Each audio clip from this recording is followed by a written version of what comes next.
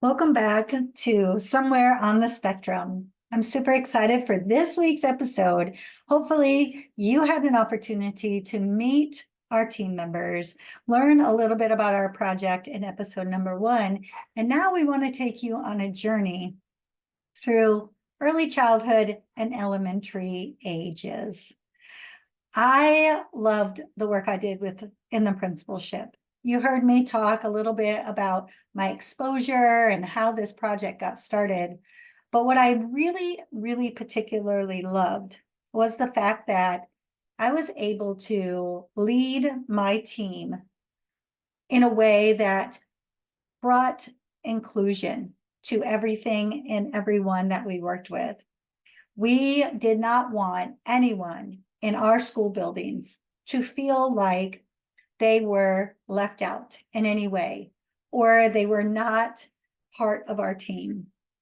This included parents, our students, and our staff.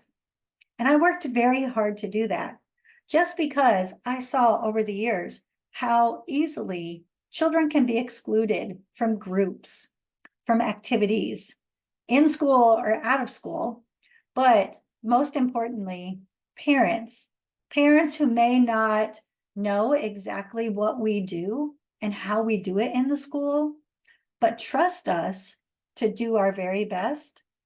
I didn't want to disappoint them.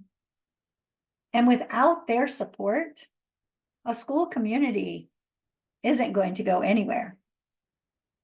So having that is one of my big goals, and learning that we had a lot of work to do in the 3 schools that I was the principal. I tried to look at everything from both the perspective, actually 3 different lenses: the teacher, the principal, and the parent. I mentioned my child was not on the spectrum at all, although GT students can be a little bit similar in some of their characteristics, and that is actually proven. But as a parent, I always said to myself, if it's not good enough for my own child, it's not good enough for anybody's child. If I wouldn't want to be spoken in a certain way or led down a path of confusion as a mom, then no other mom or dad would ever want that to happen to them. And when I thought about the teachers, I just kept thinking that a lot of times teachers do things because they just don't have the knowledge and skill set. And I didn't want my teachers to get into a place where they couldn't support our various students because they didn't have the skills to do so. So I know that that was one of the most important factors in being able to develop programs in the 3 different schools that I led, plus the schools that I was a teacher in, when working with our families that encountered situations where their student or their child was diagnosed with autism. In this week's episode, you're going to hear from one of my former team members, and she's going to talk to you a little bit more about how we handled our communication with our families, our work with our students and our staff to make sure that we provided the best programs we could. In addition, on this week's episode, I'm very excited for you to meet 2 of our mamas. A mom who has a child who's thriving and getting ready to go off to college in the next years. But when he was diagnosed in the elementary school ages, she had to go through a lot of different feelings and thoughts. She also learned how to build community within her own circle and how to work closely with the school so that she knew her child was being well taken care of. And then we're going to go across the world, across the globe, to Zimbabwe and talk with a mama who had a totally different scenario, who lost her child at birth or shortly after, and then found out that her nephews we're also on the spectrum. So when we come back, you're going to hear from these amazing parents and educators who can give you a little glimpse into the world of autism. Because our mission is to help you navigate this very complicated diagnosis.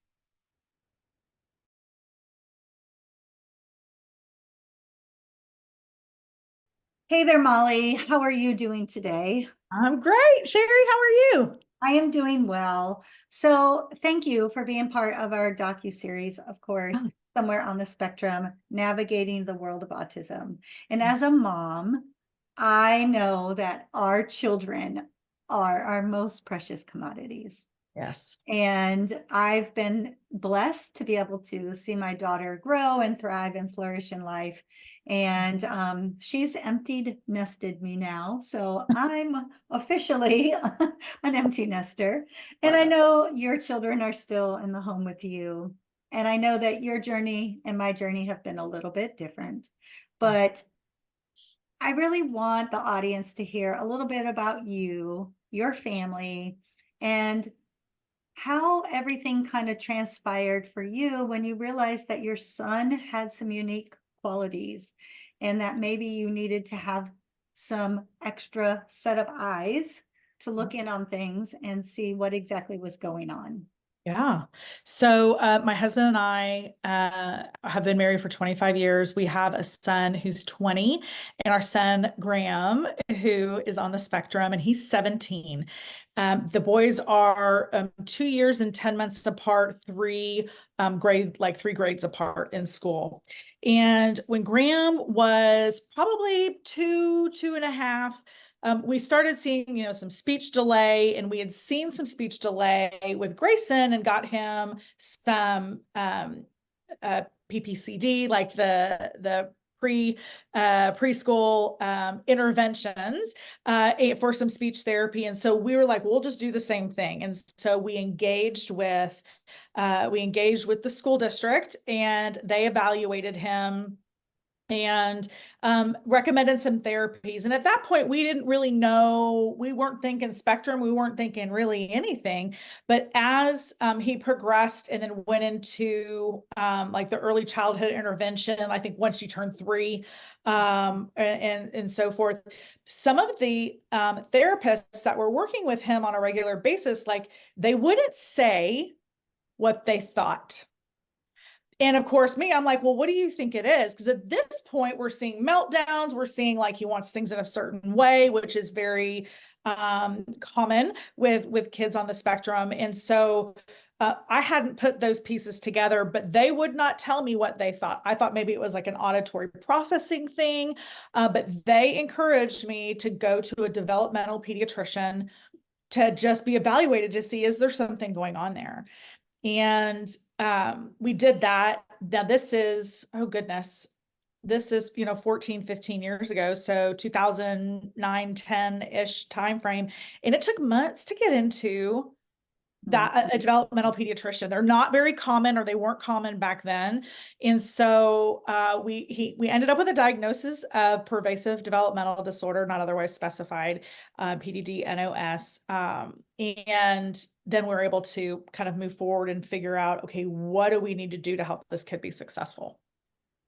Wow. And you're in the Dallas area. Were you in the Dallas area at that time as well? Yes. So, Yes. So we live in Allen, Texas. We've been in the Allen school district the whole time and have had a very positive experience. that is great. Yeah. And, you would think that in 2010-ish, in a large city like Dallas, there would be more resources, right? But it sounds like you had to be on that waiting list and just had to kind of wait everything out. So talk to me about how you felt when you got the diagnosis, because I'm sure that there was probably some kind of relief knowing, wow, there really is something. I wasn't just making it up. But then on the flip side, probably some kind of other feelings that got involved as well. Yeah. Yeah, it was a mixed bag for me, quite honestly, because I wanted an answer so I could help my kid, right? But I'll tell you, so it was kind of a hodgepodge really of emotions. Because there's, it definitely back then, it's not maybe because my eyes are open to autism over the last, how many years, but there's a stigma associated with that. And so immediately I'm thinking this kid is going to get picked on his entire life. Like, what kind of life is he going to have? And so I had dreamed these dreams for this kid, right? Because he was very different than my first. He was like, jump off the couch, like risk taker. He definitely takes after me in terms of personality. And so I was like, okay, this is going to be fun. Right. But I will tell you that I had to go through a grieving process because I had envisioned in my head something for this kid.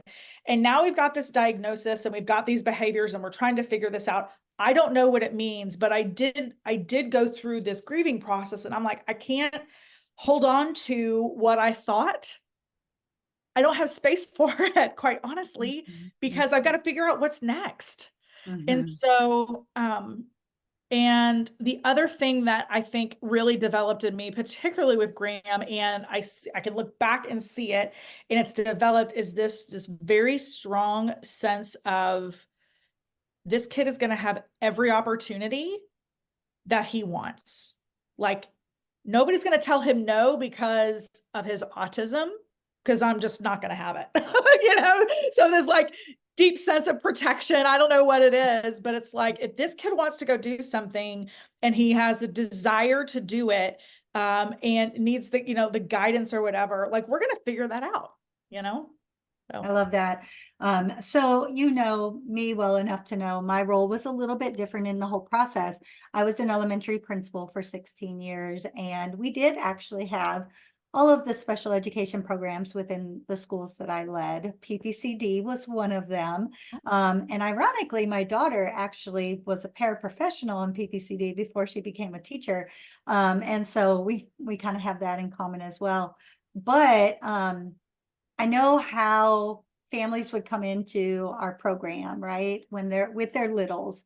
And again, as I mentioned earlier, as mamas, we're already protective of our babies, right? We want only the best for them. And we want to ensure that when we do put them in someone else's hands, they're going to be taken care of just as well as if they were with us. And I did a lot of work with my teachers. I had a fantastic staff. Actually, in every school that I led, that was one of the most important priorities that I had for the school, because we know that parents do want to protect, especially when they know there's some kind of disability, and especially the various characteristics of autism.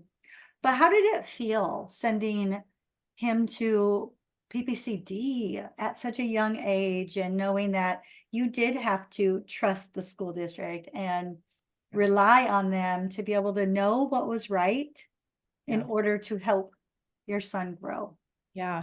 So because we had experience in PPCD before, I had an idea of what it was. So I wasn't uncomfortable with the notion, but I will tell you, one of the things that I did as a mom is I got to know his therapists.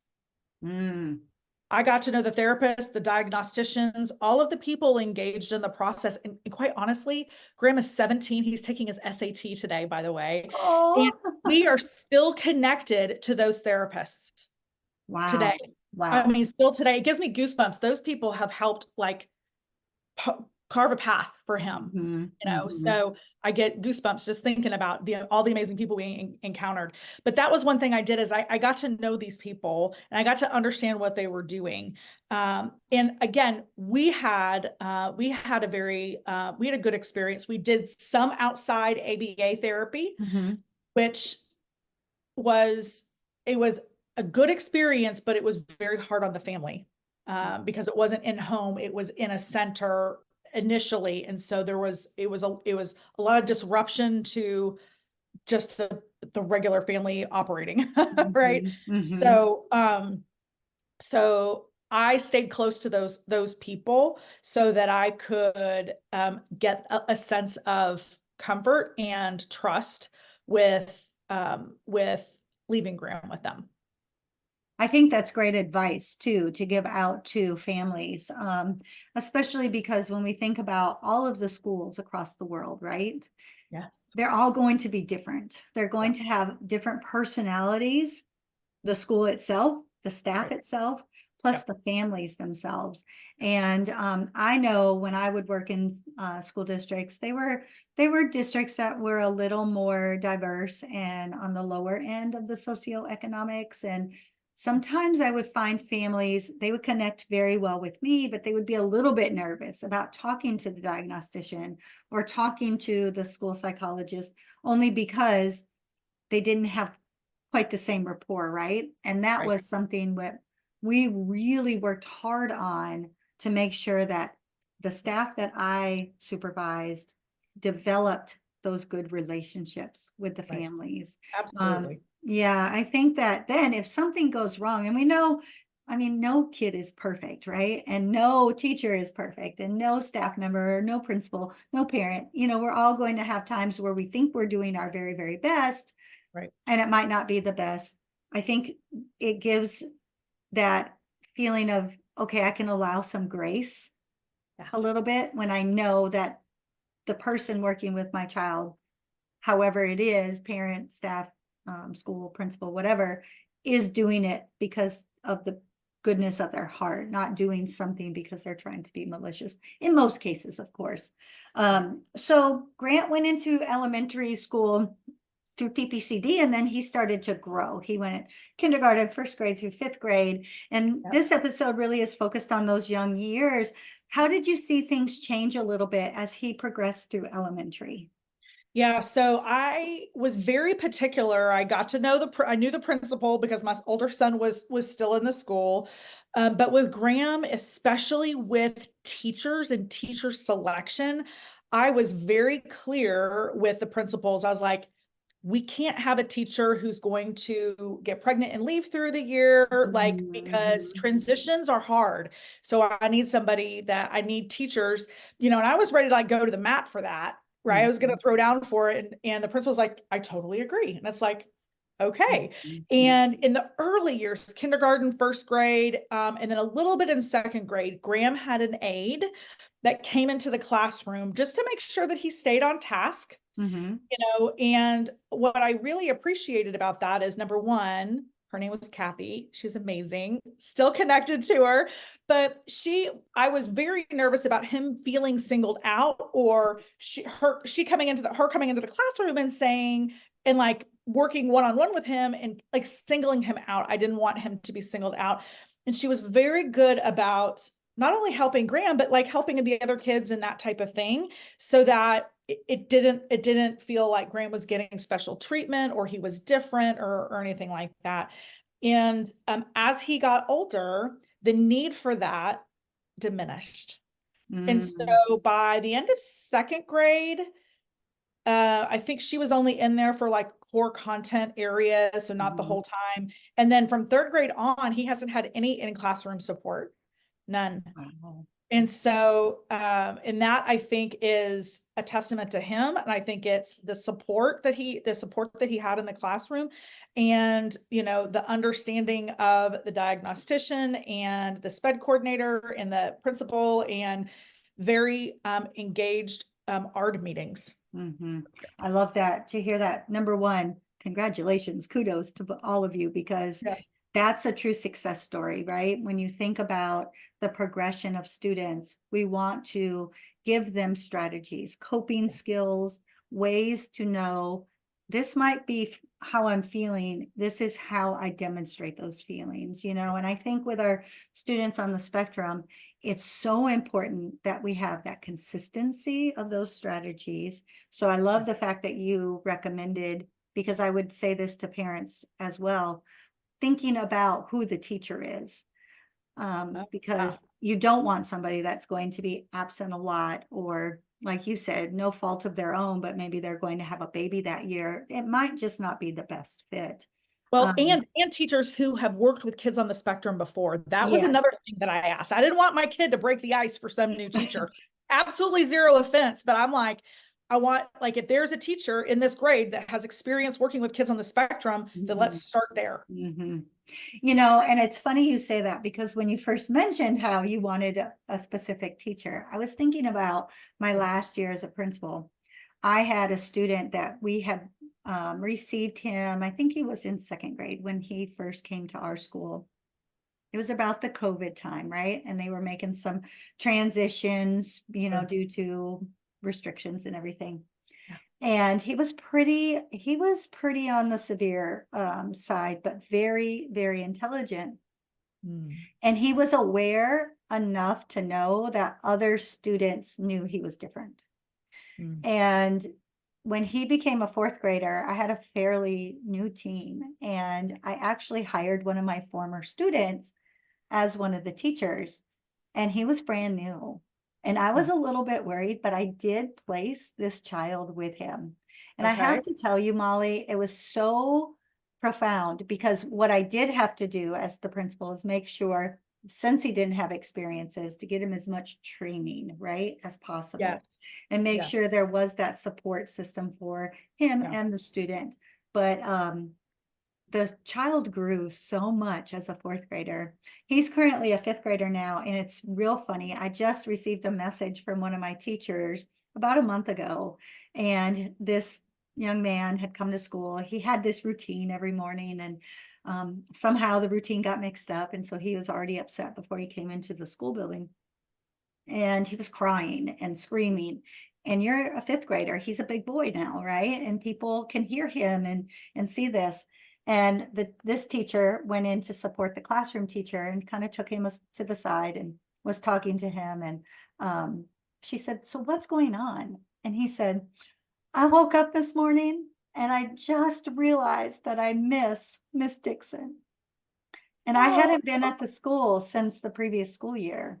oh And my goodness. yes, for this child to say that, it was one of those where, just like your son, Yeah. you see the growth, you see the processes that were put into place that really support. So, Yeah. I mean, of course, it just warmed my heart, but it also made me a little bit sad because, you know, gosh, here's a little fifth grader missing his principal. Not too many fifth graders say that, right?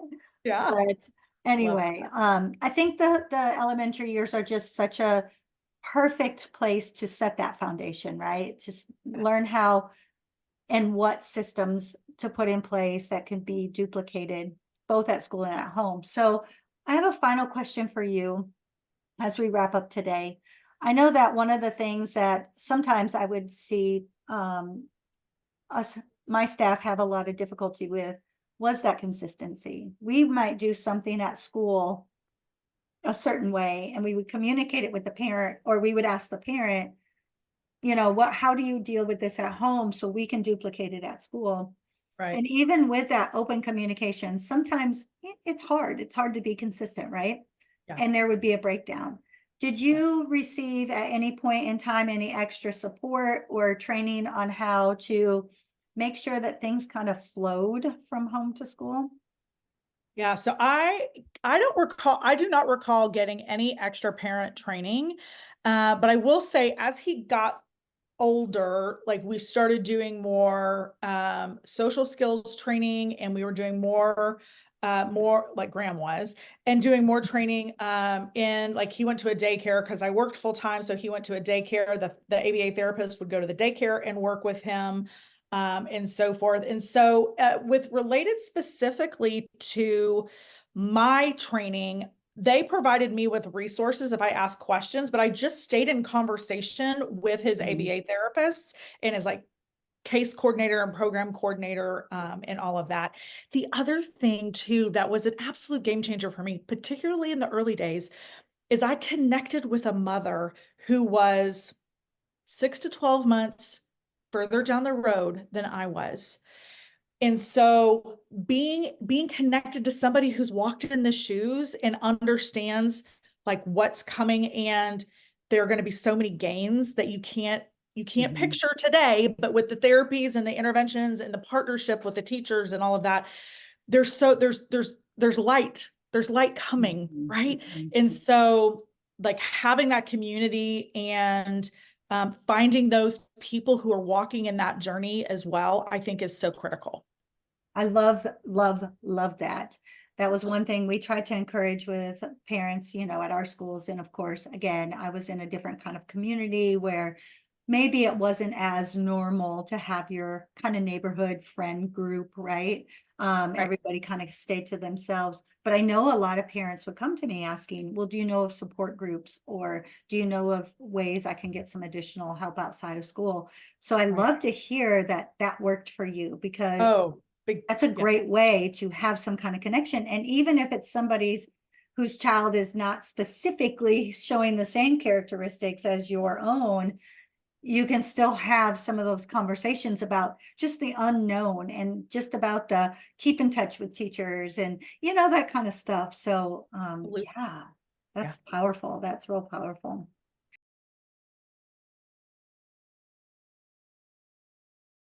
Go ahead and get started. So Wangai, can you share with me how you got connected with me and part of this journey? Why is this documentary so important to you?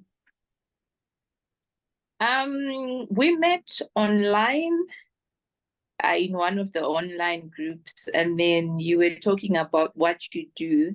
And I've always had interest in syndromic children. And then I decided to be part of Somewhere on the Spectrum. And that's how our journey began. And my interest in syndromic children started when I had my own daughter who was syndromic. She had a rare syndrome called Cri du Chat. And it was very hard for the doctors to diagnose it, but eventually she was diagnosed, and then they said it's so rare that babies born with it don't live past 3 years. And unfortunately, she passed away when she was only 34 days, the 4th of April. That's when she passed away. Wow, that's coming up. Yeah. That's coming up soon. Yes. Yes. Yes. We'll be sending positive thoughts your way on that day for sure. Thank you so much.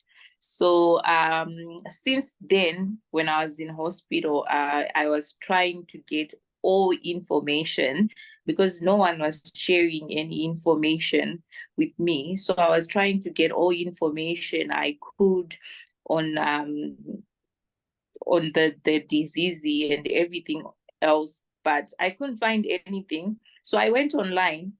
And you know, when you start researching, you start to see all these things that you didn't know.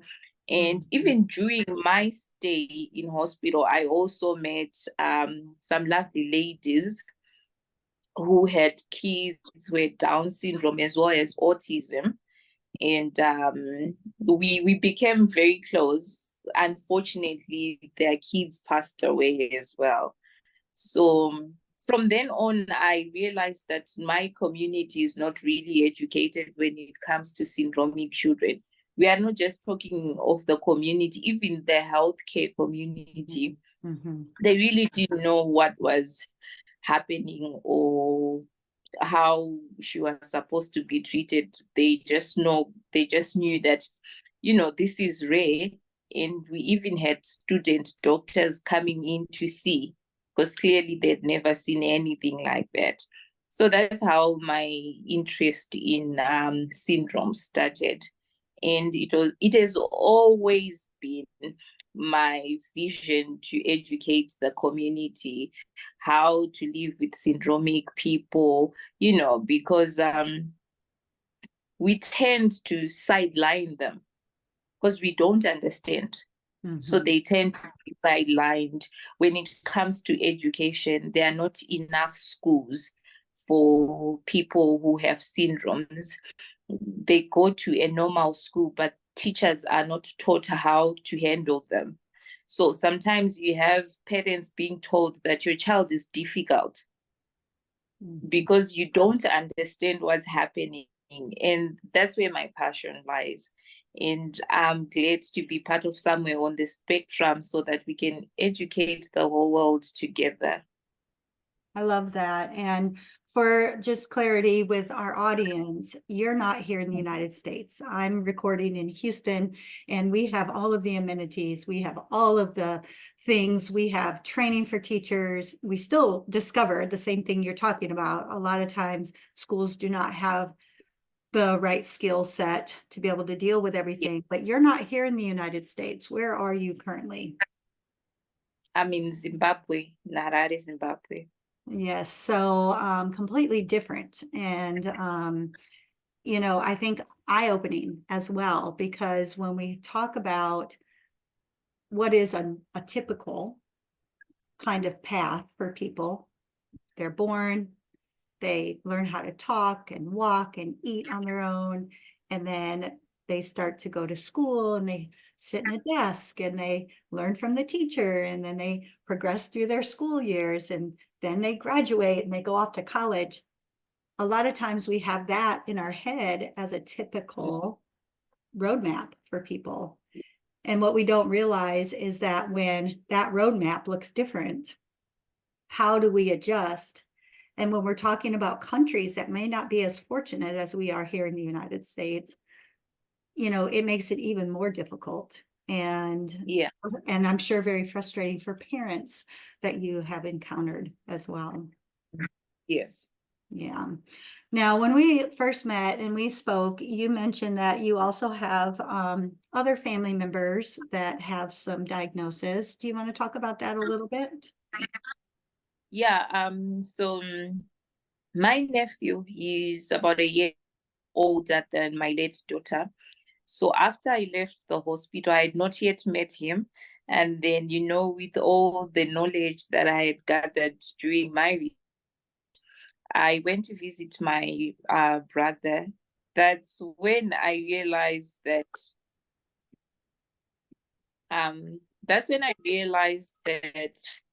my nephew is not hitting the milestones. You know, at 4, he couldn't talk. At 4, he couldn't talk. See from the frustrations, like he's trying to express himself, he can't talk. And then he was not yet diagnosed. But I did figure out that he probably is autistic. You know, it's such a sensitive subject. You can't just suggest this like that.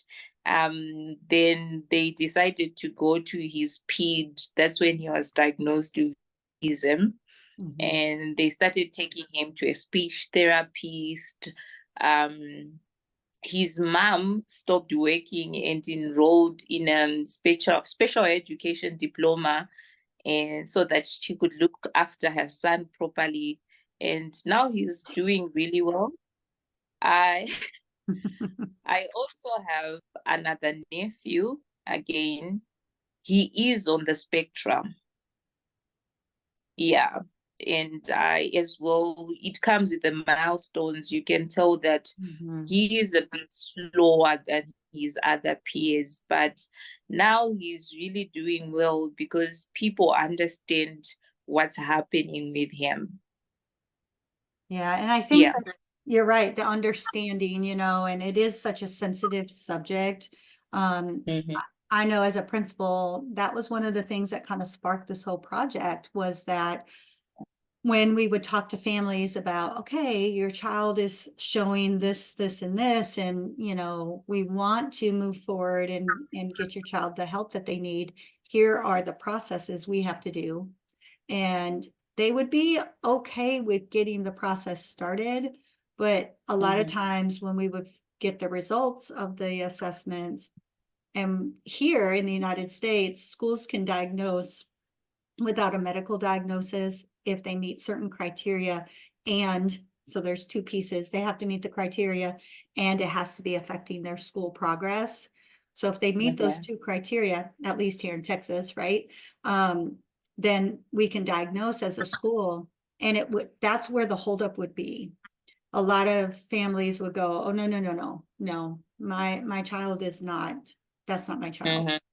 You know, my child just needs, you know, and I would hear both extremes. My child just needs more discipline at home or at school, you know, or my child is just unique and, and so sometimes our students would not get the supports that they needed until we were able to really help the parents understand this is not and I say this in the most loving way, this is not a sentence that it means that they're never going to have a good life. It just means that they think differently and they work differently, and we need to be able to figure out ways to support those differences.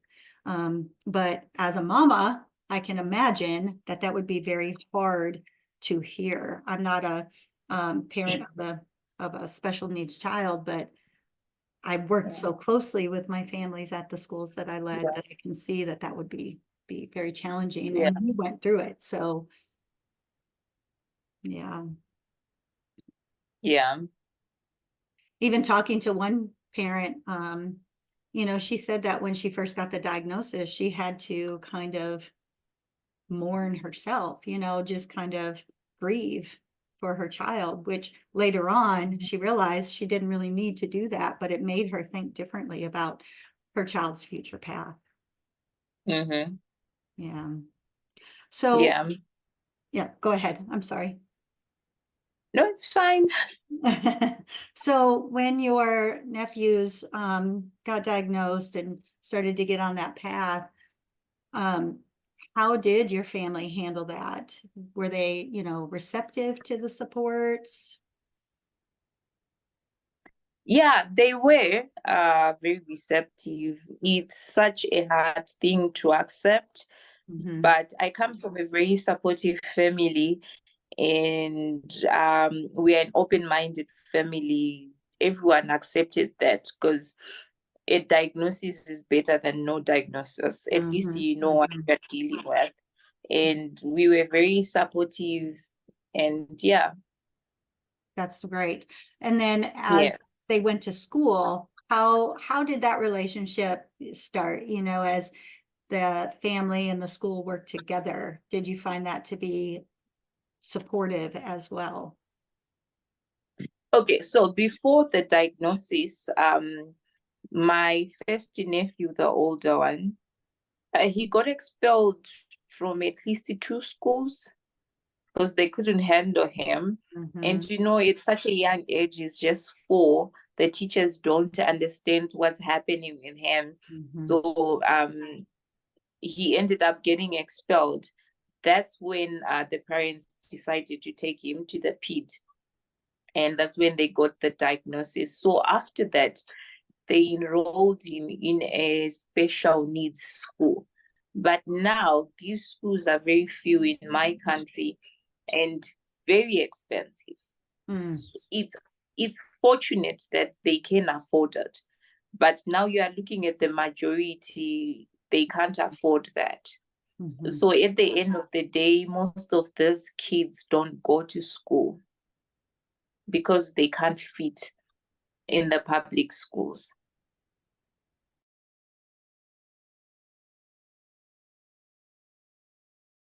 We are here to just talk about all things about autism. Somewhere on the spectrum is definitely something that really hits a lot of points throughout a person's life when it comes to how parents look at the diagnosis, how the diagnosed look at it themselves, and of course how educators come together and support the families and the students. And Kelly, do you want to tell people a little bit about what you do? So I'm an educator, and I started out as just a general ed teacher, and then I actually became passionate about special education students because I do have a cousin who had some special needs, and then I coached a Special Olympic team. And so when I started teaching, I noticed that there were a lot of kids that had special needs that maybe weren't included as much as I had assumed they were. And I don't think it's because anybody didn't want to include them. I think that they did not know how to include them. So one of the things that I worked hard to do, even as a classroom teacher, was to make sure that I had some training so that I knew how to include all students and make sure that all of the students in my classroom were able to succeed and to feel included.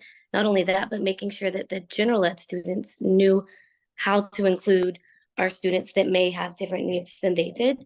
And I was able to build a community in my classroom where everybody felt like they belonged.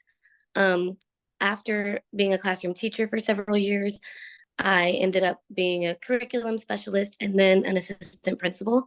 And as an assistant principal, I tried to make sure that as a school, all of our kids were included. And so we did some training with our teachers.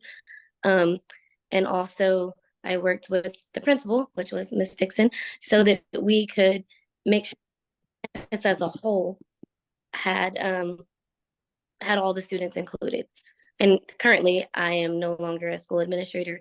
I now do reading intervention.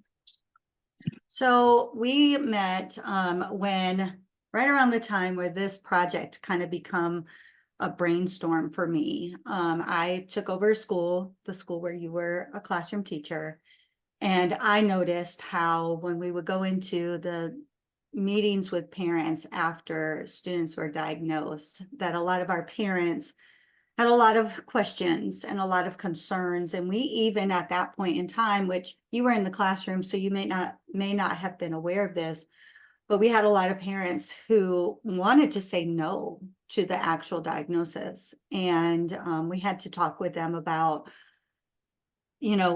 okay, but I need you to understand we can do as much as we can within our general programming, but we can't really do as much, as it comes to individualized instruction, just because we wouldn't have the resources allocated to be able to do that. But one thing I noticed when I first came to that school, in addition, is that we did have a lot of unknown, not just from the parents, but from the teachers as well.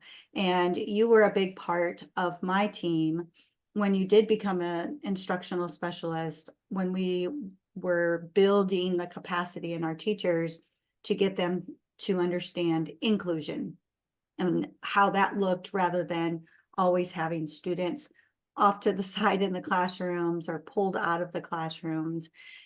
In your opinion, of course, we all know that it's best when kids do learn how to tolerate other students and work together with other students.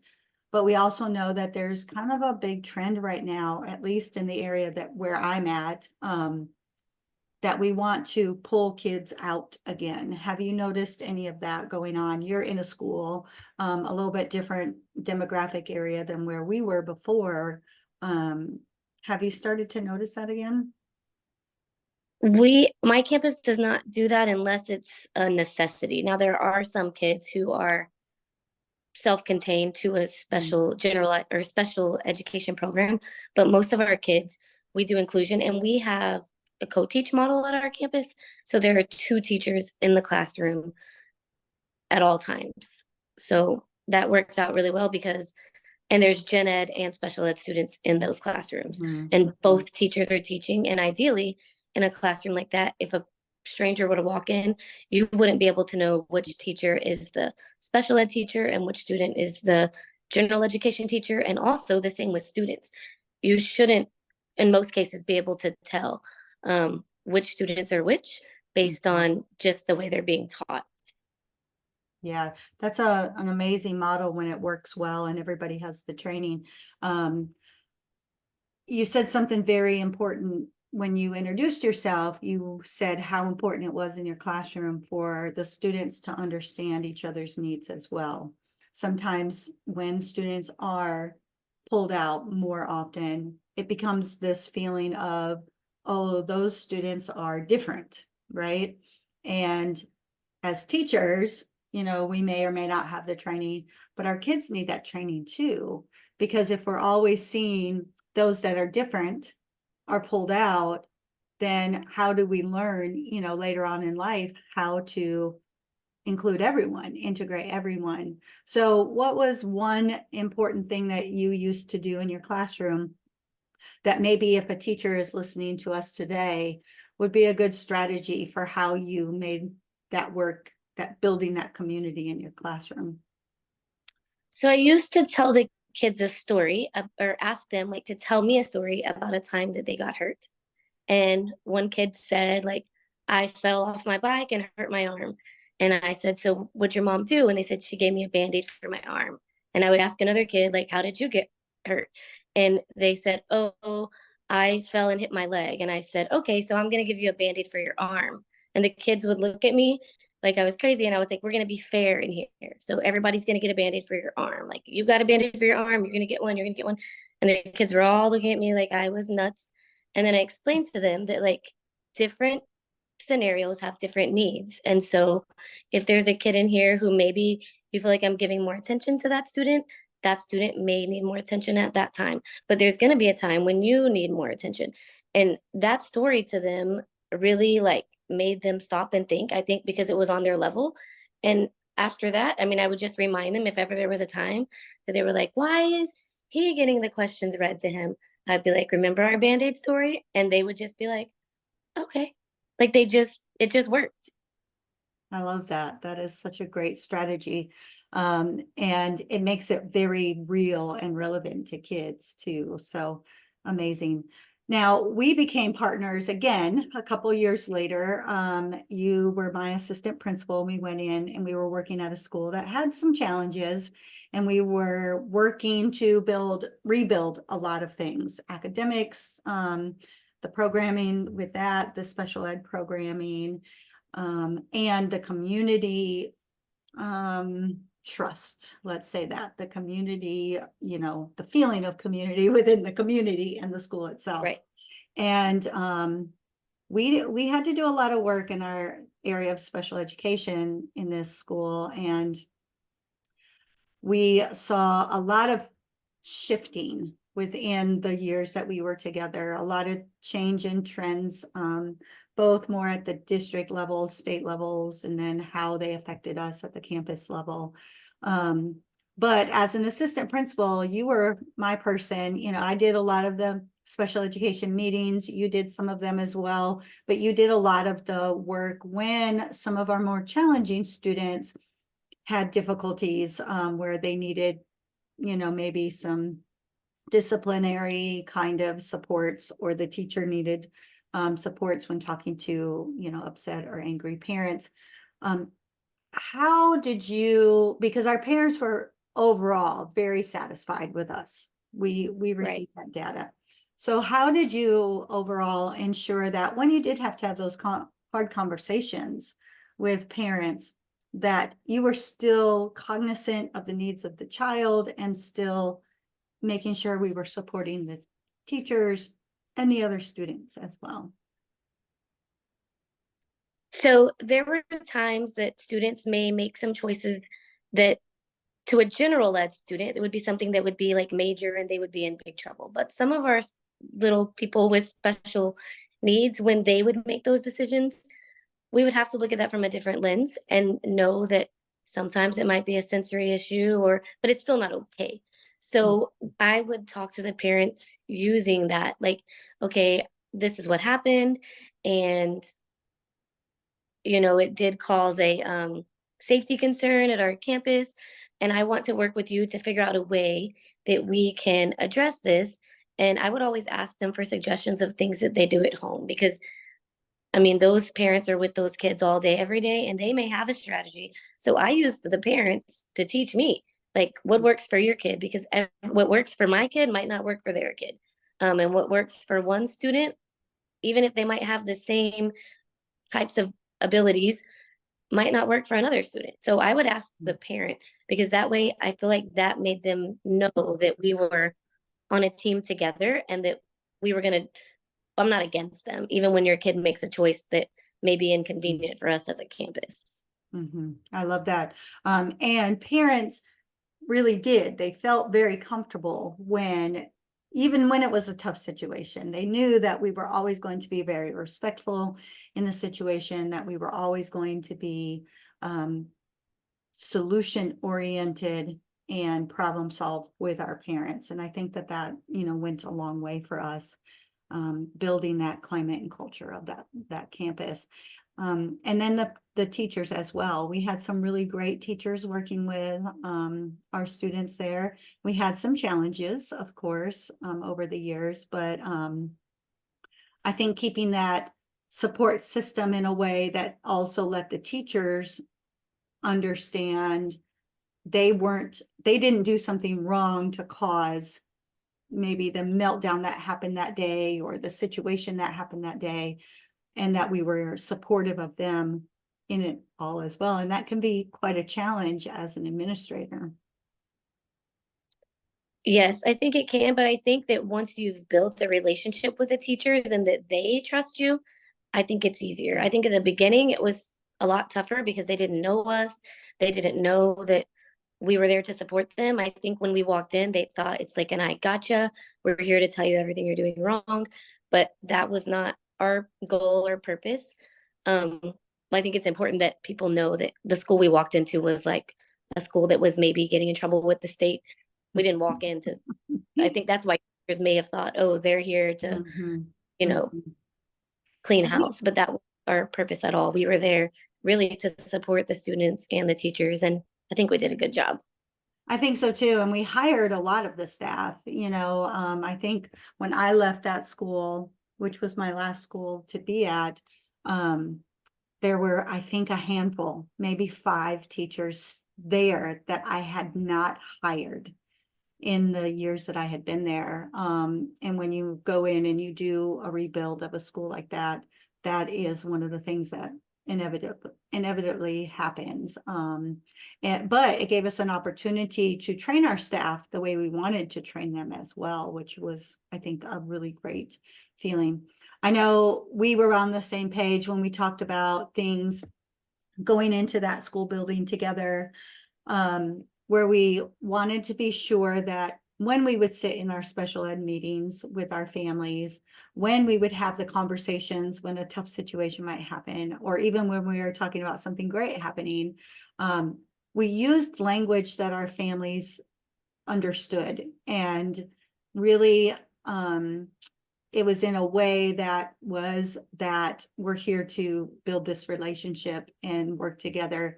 And I know that that's not the case for everyone. I've spoken to parents of students on the spectrum, and, a lot of times they'll say things like, well, I didn't really even know what the programming was, but I just signed off because they're the school and they probably know what they're doing.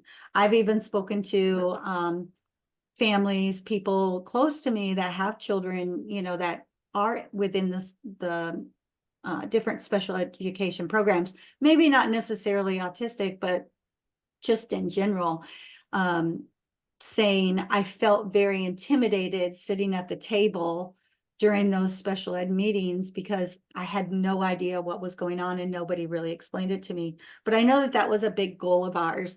And I think that that was something that did really help to build that connection, that relationship, that community feeling with our families, because we had some really great things to celebrate with our students with autism, and we had some challenges that we had to overcome with our students as well. Yes, and I think that when parents used to come in for like an ARD meeting, we would talk to them even before the meeting started, like just how are you, like to try to make them feel comfortable, because in my mind, these parents, especially at a school like what we were at, where some of them, they might not have finished high school. Some of these parents, they might not have the same educational background that we did. So I think some of them were nervous just to walk into the building. So the fact that they got there, like to me, that was a win. But I wanted them to feel comfortable to ask questions if they didn't know what we were talking about, because teachers, administrators, we use a lot of acronyms that we assume people know. And so we would tell them before the meeting started, like, if we're asking you, if we are saying something that you don't understand, please ask, because we want you to walk away knowing exactly, what the plan is. And we would remind the parent that you're a part of this committee. It's not just us, but you're an important part of this. You know your child better than we do. Now we might know the educational background and what we think is best for your child educationally, but at the end of the day, you're the parent and you have to sign off on this paper just like we do. So I wanted them to know, like, to ask questions, and I wanted them to know their rights as a parent. Yeah, absolutely. And I know a lot of times, speaking of our meetings each year that we would have with families or as they came up, we did a lot together with our more challenging students as well, so that the parents did feel like we were all in it together, that it wasn't just, I know a lot of times families think, oh, there's the principal, they don't really get into the weeds of things, or that's the assistant principal, I only get to see her when my child is in trouble. You know, we wanted to build that feel of we are 100% of a team, and I think we did, you know, not perfect, nobody's perfect, but I think we did a great job with that. And of course, there were days that parents didn't agree with us because that's life, right? And there were some times we had advocates in some of our meetings. And I would just say to anybody out there who may be in the position of an administrator or even as a parent, you know, I know advocates are there for the purpose of making sure things are getting done well and getting done right. And sometimes they're very necessary. But I always feel like if you can have that relationship and really be able to, just like what you said, get families to understand, we know the education side, you know your child, and we need to come together as a team to figure that out. That I think sometimes the need for an advocate can be lessened. And a lot of the times when we had advocates in our meetings, it ended up that there wasn't really a whole lot an advocate needed to do, you know, that we were actually kind of on track and doing things well, and being able to have an agreement with the parent on those meetings. So I know that that was something we worked very hard to make sure happened. So administrators out there, when you put your mind to that and you make that as a priority, it does make everything a whole lot easier for sure. I would agree.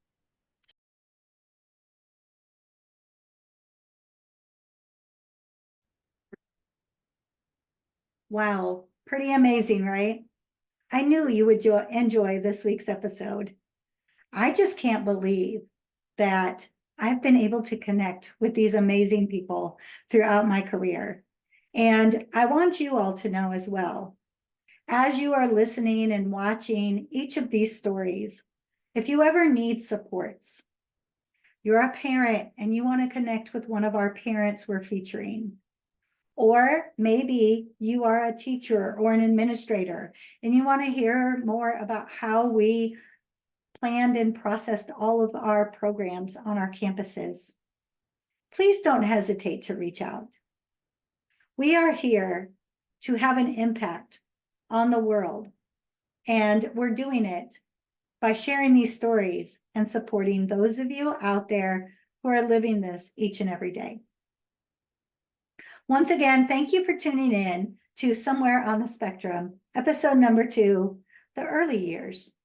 And next week, when we come back, you are in for a treat because we're going to be talking about secondary years of schooling. And here's what is going to be amazing.